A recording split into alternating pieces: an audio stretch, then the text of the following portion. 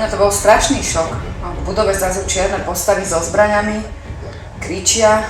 Akože doteraz mám z toho nočné mory, ešte aj kolegovia.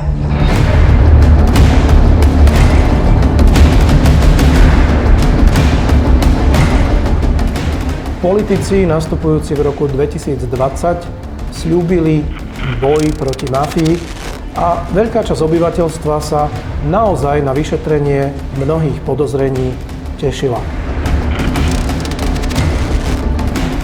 Bohužiaľ, to, čo nasledovalo potom, nemalo s bojom za zákonnosť veľa spoločného.